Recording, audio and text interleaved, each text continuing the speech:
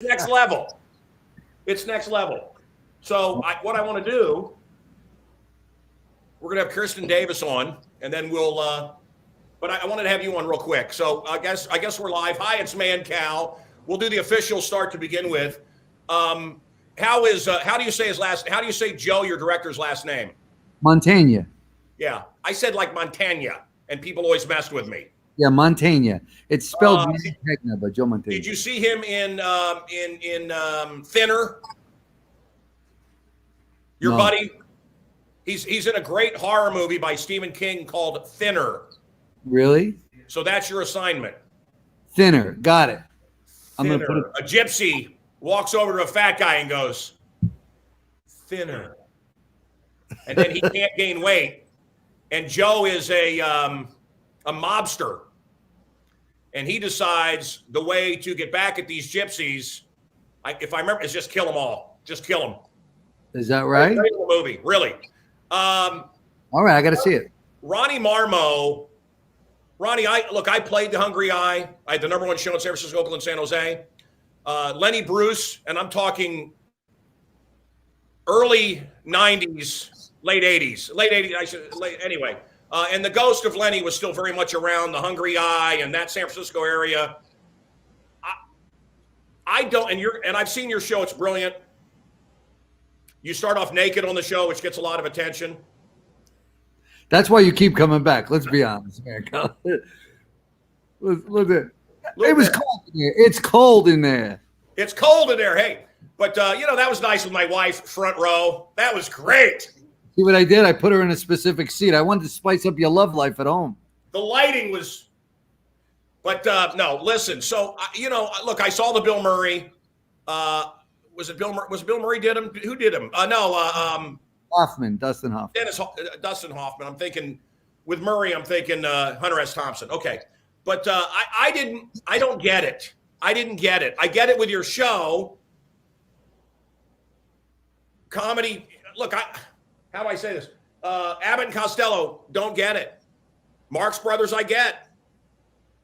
Lewis and Martin, Jerry Lewis, Dean Martin, as big as the Beatles. People don't realize what a huge deal this was. What a craze they were as comedians. Don't get it. Don't get it a little bit. What about Ellen DeGeneres? Don't get, not funny. It's very.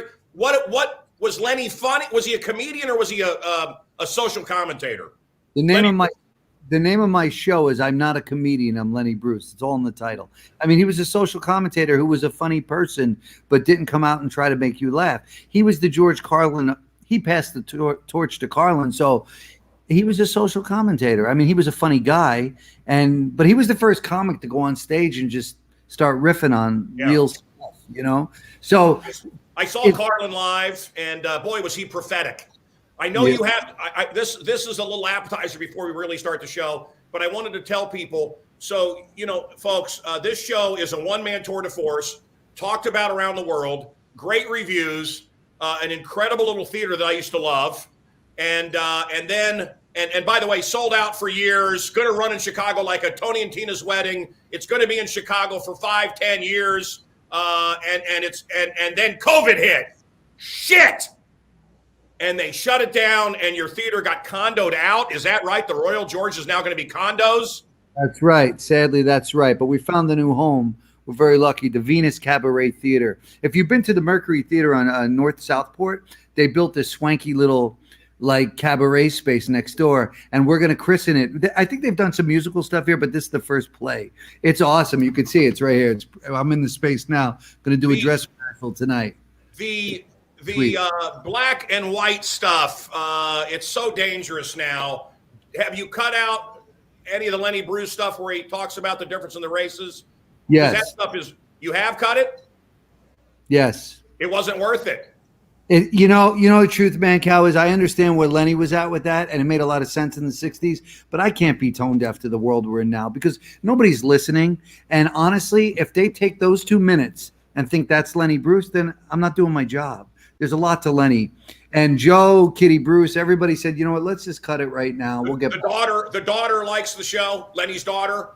She said it was the best betrayal of her father she's ever seen. So that's okay. my big. Can you give us a minute or two, and then and then when he's done, we'll start the show. Ronnie, how do people get tickets to the show? Go to Lenny Bruce. Adam, will you hold this? I'm going to do a bit for them. LennyBruceOnStage.com. I've never done this for anybody, Mancow. You literally. You're my trained little monkey. Maybe come up here. I don't know. LennyBruceOnStage.com.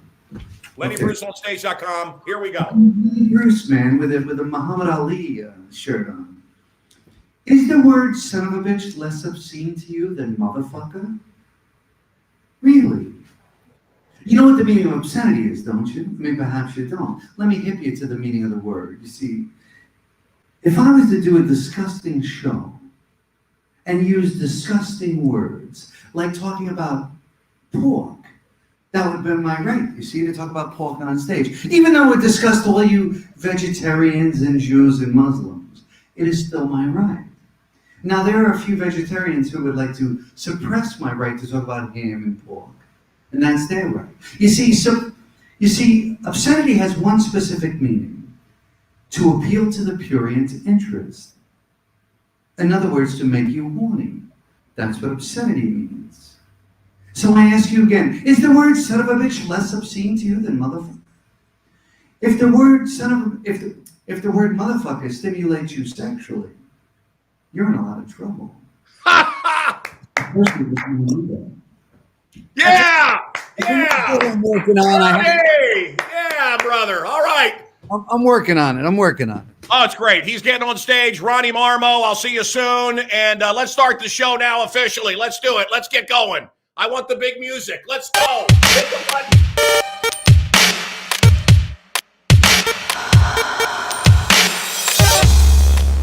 On Mancow Live, her black book exposed professional athletes, Wall Street billionaires, and high-ranking government officials. Some even used corporate money and fraud to fund their sexy escapades. Yet only she was prosecuted. Was it payback? Was it because she knew too much?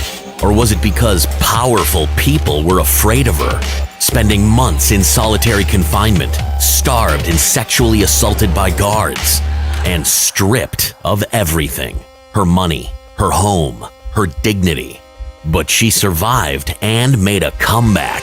Meet the former Manhattan madam who became an author, advocate, and adversary to the political establishment, Kristin Davis, on Mancow Monday Night Live. Yeah.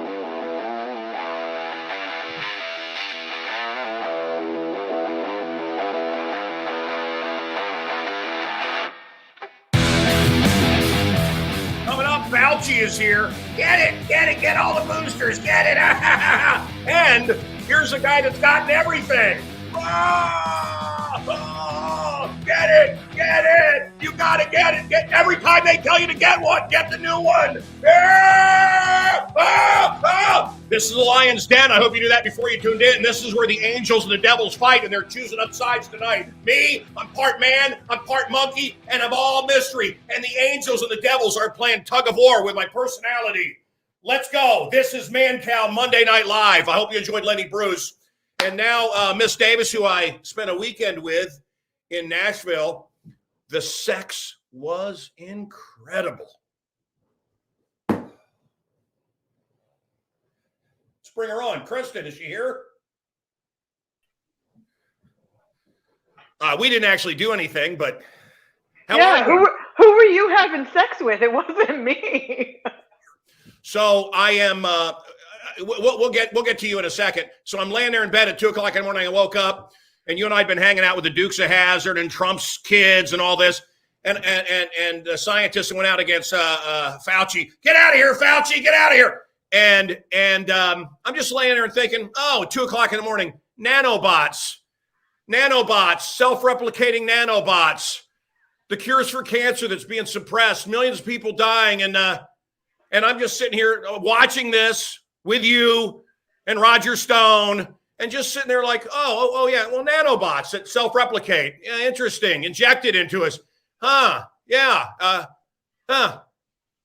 And then I'm like, why are we not running down the streets, yelling like it's Invasion of the Body Snatchers. What's going on in this world of madness? Anyway, hi. Hi, nice to see you again.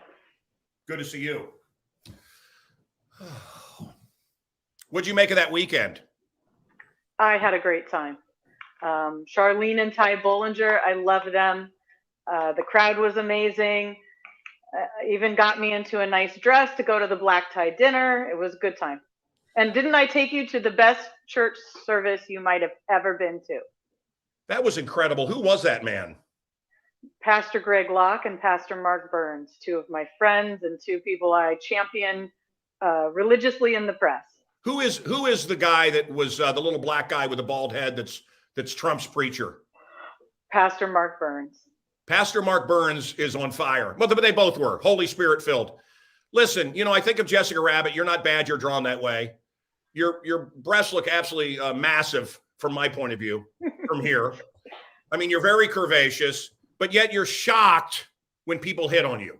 You're shocked or offended when people are, lusting after you. How can that be? How can you? I mean, I feel like I'm somewhat naive about myself, but I'm self-aware. I'm not self-aware enough, I guess. But you understand that you make men horny. I think part of it is because in the era that I grew up, the popular look was the Calvin Klein thin, and I was made fun of my whole life for being curvy. It wasn't until Kim Kardashian made being curvy popular that it was okay to be white girl and curvy. And, that sticks with me. So I think it's, my own internal issues. I'm not a guy that enjoyed prostitutes. My book starts with an encounter in Berlin. I think that's interesting that you did not enjoy them, but you were very good friends with Dennis Hoff, who was one of my good friends also. When guys say that, are they lying? No, I think there's some level of honesty, and I most don't lie to me because I'm not going to judge them. I had one time in my life, I moved in for a kiss, and the girl, and I read the signs wrong, I guess, whatever. I mean, I have no idea. I'm not aggressive at all. And I would say that most women that I have in my life that had a romantic relationship with, I would say most of them say they were the aggressor to begin with. I'm really weird about that. I actually have to think that that someone likes me before I have sex with them. Am I an oddball? No. Do most men feel that way or not? I think most men feel that way, but I think also depending on where you're getting women from, you probably, if you had used my service, you would get women that were interested. And unlike Dennis Hoff, who was my friend, but he ran sort of, a chop shop in and out, and it was just a different vibe. I ran something that was $1,000 or more an hour. If you can afford to spend $5,000 to spend time with someone, then you're probably a fairly interesting person, and they're going to have some level of interest in you. Was Anthony Weiner one of your clients? No, thank God. No. Do you name names? I don't remember. No, not really. I just feel like it wasn't my role to destroy anybody's family. They paid me for discretion. A few names have come out over the years because either girls who worked for me wrote books or did interviews, and so some names like the A-Rod and of course Eliot Spitzer and all these things have come out over the years, but they're not by my own tongue. Did you ever? I never visited the manhole. Thank you for the comedy. Let's block that guy forever. But listen, never went there. But where were we? The girlfriend experience, right? That's what. Or do guys not? I mean, do guys just want to walk? I really don't know. Do guys want to just walk in and get at $1,000 an hour? I would guess they just want to walk in and wham bam, or do they want some kind of? I mean, it depends on how you market it, right? Girlfriend experiences implies kissing, no condoms, things that you would do with your girlfriend. I didn't market my agency that way because I just felt like it was too much to impose no safety standards onto these women. Yeah. So I kind of just told them, listen, I want you to be as safe as possible. Make your own boundaries, and I will support you in whatever happens. We had an incredible night, a incredible weekend together, you and I. And everybody thinks you're having sex with Roger Stone. So just tell me, how is sex with Mr. Stone? Never had sex with Roger Stone. He's been one of my best friends for 13 years. To set the tone, when he met me, my star was this big and his star was this big. I was just coming out of Rikers Island. I was on the cover of all the newspapers. I had written a book. I was doing a number of TV shows, and he was sort of just getting his feet back into politics after his own personal issues. So it was just a friendship, and he lobbied me at that time. We met on a radio show, and he lobbied me to run for office, and I said no. And he lobbied me for about 6 months to a year, and I finally caved. And then from then I've worked for him, and then coming into 2015 and 2016, working on Trump's campaign, his star got very big, and I was happy to continue to support him professionally. Stone has suggested that I run for some sort of office here in Illinois. I think that's a great idea. I listen, they've never heard these people here. I'm in a prison state. You're in Florida, right? I'm in the free state of Florida. Yeah. You have no idea. Well, it's unbelievable. I mean, we are in a police state. And I think you should run. Lori Lightfoot and these people are, destroying the economy and taking away our constitutional rights. Yeah. They need another alternative. And I was fortunate enough to go to Chicago because you threw a really great fundraiser for Roger, and I think that was 2019. And your picture's on billboards all over the city, and people love you. You're like the, Chicago's golden boy. You should run. He also took me to the best Italian food that I've ever had in my life. Well, we had the fundraiser at my restaurant, Marquesa, the most beautiful, which was amazing. And then I took you over for Polo alla Mancow with my friend Armando at La Scarola. Is a guy like still thinking about that? Is a guy like, I hear that from everybody. I took Van Halen there. I took the Castle Lawson Space there. I took William Shatner there. I've taken a lot of people there. When a guy like General Flynn is getting a picture with you, is he nervous that it will surface and hurt him when he runs for president, let's say? No, and I'm on Team Flynn, so I'm here to do his press if he will allow me. Is he running? I don't think so, not right now. He's hoping that Trump decides to run in 2024. But, a lot of people don't even know about my past in my current career. Because glad I could bring it up. That's right. It just doesn't come up. And I've established myself, as a publicist in politics for so many years now that, it's something from 14 years ago. It's still fascinating to some people, but a lot of people don't know. And you've seen me in action. You saw me at the conference. I'm, an amazing networker, and I have a lot of media contacts from representing Roger and from myself. These are people that you in particular, you interviewed me the first time in 2009 when you flushed me. Put me by back the way, you flushed me. Can you see that mark on my head? Mm-hmm. That doesn't exist. Do you see the line on my head? Yes. In the movie The Omen, it's hard to explain. There's in pictures you can. I really wonder what that means because I don't see it except when I do this on Monday night. It's not in pictures. It's not in the mirror. And every Monday night I see that line. I wonder if someone could tell me what that is. I'm serious. It's really bizarre to me. I'm not stressed. Do you see it over there? It's weird. It's your creativity line. I drifted off to what you were saying. Blah blah blah. Something. No, but look, you're incredible. And I have looked through the Bible. I've studied the Bible. I studied to be a minister. I believe that Christ had a sense of humor. I have really studied it. I don't think that humor is sacrilege. I've come to learn that humor is the sign of real intelligence, self-deprecating humor, able to laugh at oneself. I'm not very good at that. I have to be honest with you, but I have a sense of humor.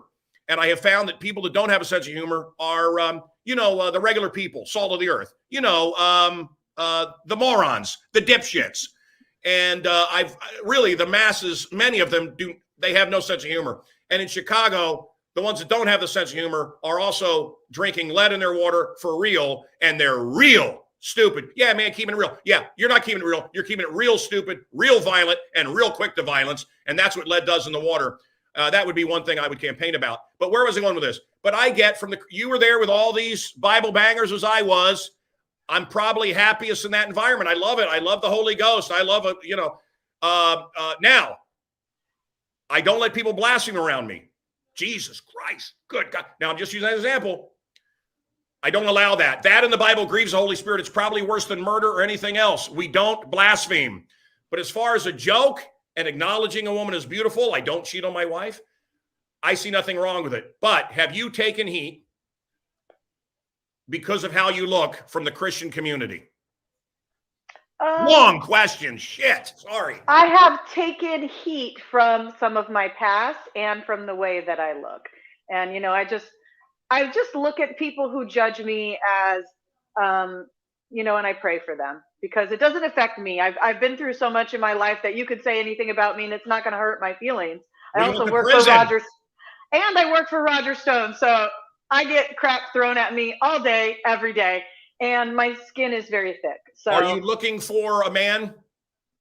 No. You're lying. You told me you were. No, I did not. Yes, you did. We had dinner. I said, what are you looking for? I never said that. No, I could have many men and I just don't want them. Would you like a man in your life? No, I think right now we got a lot of rich men listening right now, watching. Yeah, but that's okay. Yeah. How long were you in jail? I spent 4 months in solitary confinement in Rikers Island, and I spent 1.5 years in a medium federal security institute. Wow. And it was the best thing that ever happened to me. It made me appreciate life, and I reconnected with God, and I came out a different person, so I wouldn't change it for the world. Is the system rigged against us? Sometimes, yes, but sometimes it's just harsh. And my judge said to me when he sentenced me, Miss Davis, you already had your second chance. I sentenced many Black and Latinos in my courtroom, and they don't have the opportunities that you have. And I'm going to send you to jail for 2 years. And I said to myself, man, I was angry for a couple days, and I'm like, he's right. You know what? The standards are different because people have different lives, and the standards should be different because I should have known better. Jesus loved Mary Magdalene, but you weren't offering anything up, right? You were the madam. Dennis Hoff wasn't having sex. He was peddling it. He wasn't, but he was so great, man. He used to call me every single day. You were not on the menu, correct? No. Especially my marketing was for tall, slender, boobless, hipless women. And so I wouldn't have made any money. I never hired not one girl with implants. What's my type? Exactly the type of girls that worked for me. No, you remember my type? I told you. Yes, brunettes, small-chested, and petite. Close. No, I tell my wife, I said, listen, if a guy shows up at the door and says we've been doing anything, you can laugh and slam the door. If a tall blonde shows up, you can laugh and close the door. If a petite brunette shows up and says wait till I get home before you throw my shit out. That's right. That is my krypton. Yeah, is it krypton? Kryptonite. Yeah, my poison. I didn't really employ anyone petite because it was New York, so I was kind of going for that model look, so you really needed to be over about 5'8". So you invited me to this event. You and I are going to be doing some work together, which we can't talk about. John Snyder, Dukes of Hazzard. Heard Randy Jackson was there. Trump's son, and everybody's very nice. Jim Caviezel. What's Jim's movie called? The Sound of Freedom. It's the story of Tim Ballard, who is our rescue, and he goes into different countries and rescues children who are being sex trafficked. It's amazing. So he works for I want to tell the folks real quick. Jim Caviezel, Jesus, Count of Monte Cristo. Amazing actor. Amazing actor. To meet him personally, hi,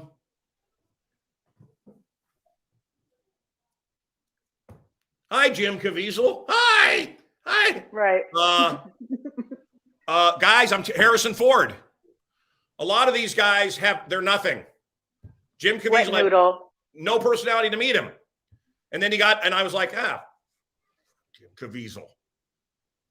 He was nice. He was nice. He had time for me. He never rushed me, but no, let me finish. And I walked away and went, yeah, okay, Jim. And then he got up on stage and knocked me out. I want to tell you folks that his new movie is something we must support. He told me personally that there's a lot of pedophiles in Hollywood. This is something that my wife and I have. This is something that I give money to, child trafficking. So the true story is this guy rescues a little boy from a gang of rich men that are doing horrible things. And he gets this little boy, and the little boy says, "You left my sister." What? You left my sister in there with all those rich pedophiles. And the guy goes, "I'm going to go get her." And he tells whatever government agency he was working for, and the government said, "Who? Oh, no, yeah, we don't mess with that guy." Kind of a Jeffrey Epstein connected pedophile type, like so many of our politicians and actors. And the guy goes, "I quit." And he sold his house, and he went and got that little girl from these pedophiles. And Caviezel was telling me off stage, it's rampant in Hollywood. Of course, no surprise. If you've never seen Cappy talking online, I urge you to find out about Cappy. Listen to the stories from Cappy about Charlie Sheen and others. Horrific. Of course, who knows? I mean, I hear crazy stuff. Right. Tom Hanks? Come on. Spielberg? Come on. I don't know. You hear a lot of crazy stuff. I hope none of it's true. But there's this movie coming out, and I really want everybody to see it. I think I'm just going to buy a theater just to support it. Buy every ticket. What's the movie called again? The Sound of Freedom. The Sound of Freedom. Do you think I'm right what I'm saying here? This is something we should support? I do. When he gave his speech, and after I sat down with him, first of all, I started crying during the speech, and then I went back to my room, and I probably cried for about 45 minutes. I was so affected by it and thinking about these children and their parents. I was devastated. Do you remember the nurse that I sat next to? She got up and gave a speech. No. She was the one that exposed Fauci through the AIDS crisis, through cancer, through all of this too. She got up and gave a speech. I'm going to have her on in the future, and I'm going to have on the Charlene and Ty. Yeah, they're great. They're amazing people. And I want to tell folks, everybody was way ahead of me. You, my audience, was way ahead of me. That's not saying much, but if you want to, I'm going to turn you on to something incredible. I was at a vineyard, and this just 2 days ago, and this woman's being irradiated, and she's going through hell with cancer. And I told her about these people. Now, I'm putting this as a little nugget, a little breadcrumb to help you on your journey. You or someone you love is going to get cancer, and you're going to wonder what to do. Suzanne Summers and I had many of these conversations, and there are certain cancers that they have cures for, I believe, my opinion, and so does Suzanne Summers, that they've shut it down because there's too much money in the chemicals and the radiation and everything else. I was at William Shatner's house, and Shatner said the world's number one cancer doctor was there. And I said, "Are there cures for cancer? Are we going to find a cure for cancer?"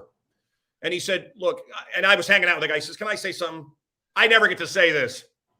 That's the stupidest question. I have to answer it 50 times a day." He goes, "The differences in cancer are the difference between a toothache and a tumor on your kidney. Cancers are all we call everything cancer. They're completely different. Will we find a cure for some cancers? Yes.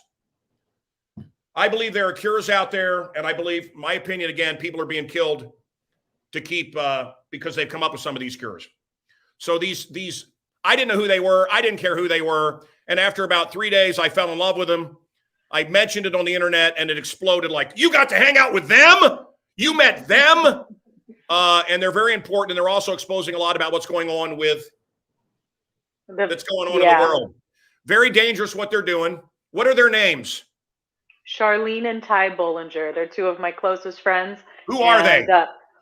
They have an amazing story, which I hope they will tell you on their show, about losing a number of family members to harmful chemical treatments associated with cancer, and then making it their life's mission to educate people that you don't have to go through this. There are alternatives, because the doctors won't tell you this stuff.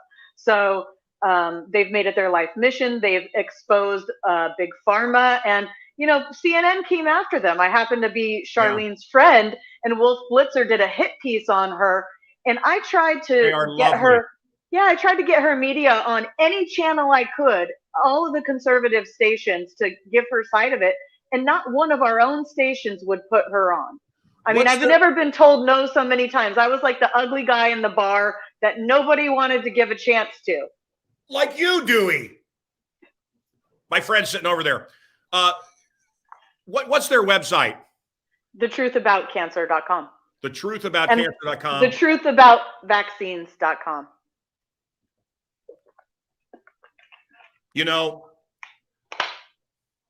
I quit radio last year because of what they wouldn't let me say. And what people don't understand is I'm not mad at all. I'm not mad. I'm not angry. Guys, I did adult contemporary radio, #1 for music and fun. I did hit radio. I did urban radio. There was a lot of talk that I was too black to work in Chicago on rock radio. #1, Oakland, San Francisco, San Jose, as I said, and I was doing black music. I've done talk radio. I've done alternative radio. I've done polka shows. What's my point? My point is, you have to, you're different when you're at church than when you're sitting with me at the Grand Ole Opry. I don't curse in front of my mother. We change ourselves. It doesn't mean we're dishonest. We change ourselves to fit. When they come and say, look, you can't question the election, tell all of your listeners to do this, do that, don't ever mention Jesus Christ. We don't ever want to hear that again. And I'm not mentioning any specific station, but it's time for me to leave.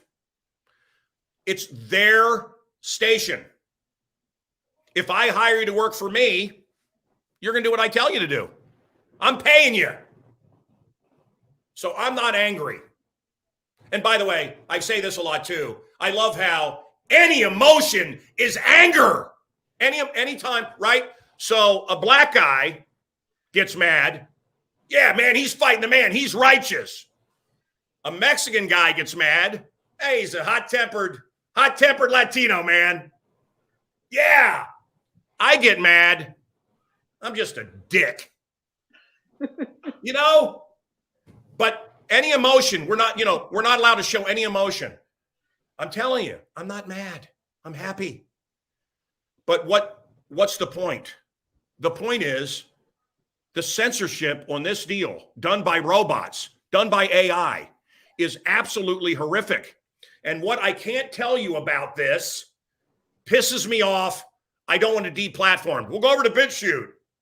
Go over here, go over there, F them. No, I actually want people to see this.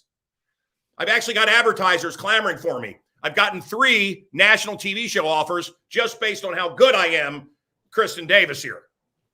I'm ready for that show to go on your next show. I'm telling you.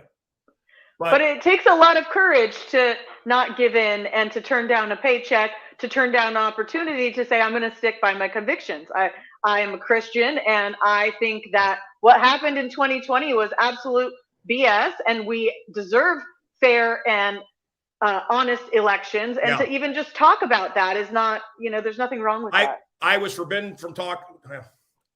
I'm beating a dead horse. Which, by the way, I went to my doctor and asked if I should get a vasectomy, and he said, "Let sleeping dogs lie."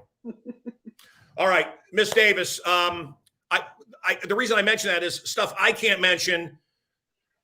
I think people know where I stand, but the truth about vaccines.com, is that what we're talking about? And the truth about cancer? Is.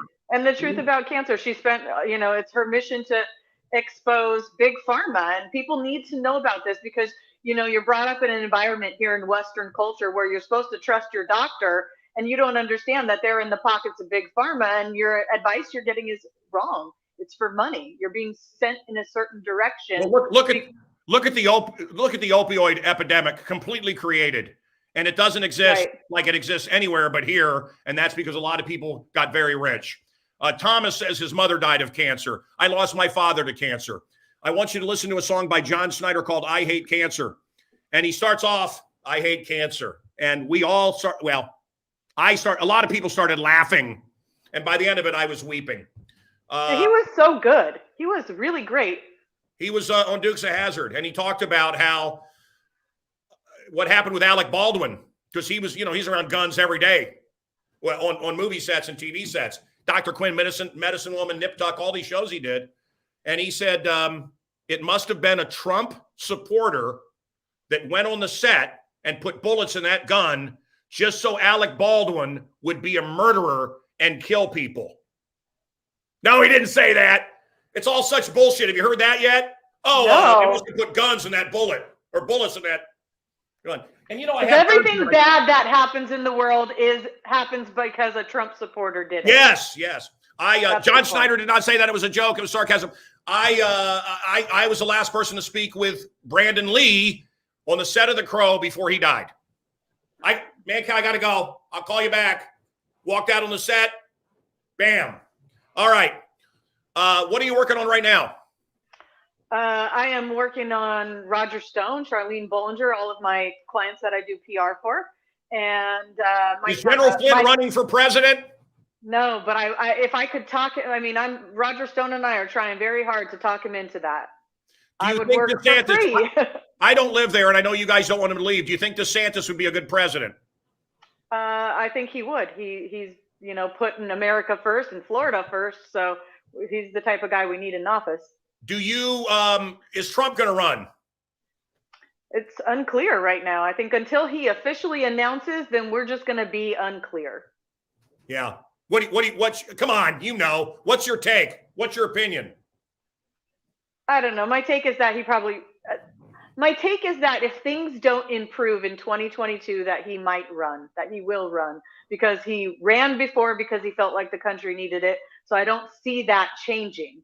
Who was the Tool Time girl we were hanging out with? Debbie Dunning. She was great.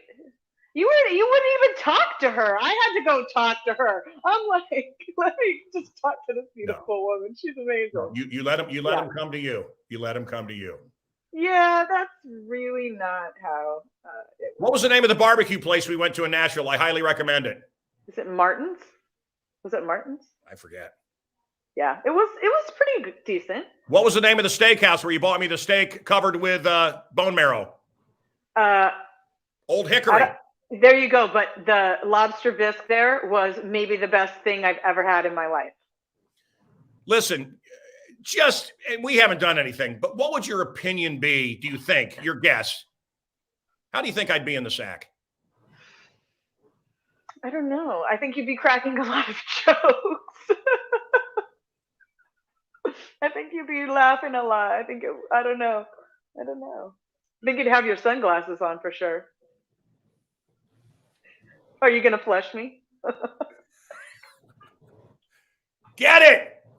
You got to get it. Get everyone. Get it. Get more and more. And give it to the babies. Get the babies. Everybody's got to get it. Everybody get it. Kill yourself. Eugenics. Kill yourself. See you next week. Love you, Miss Davis. Love you. Bye. Bye, everybody.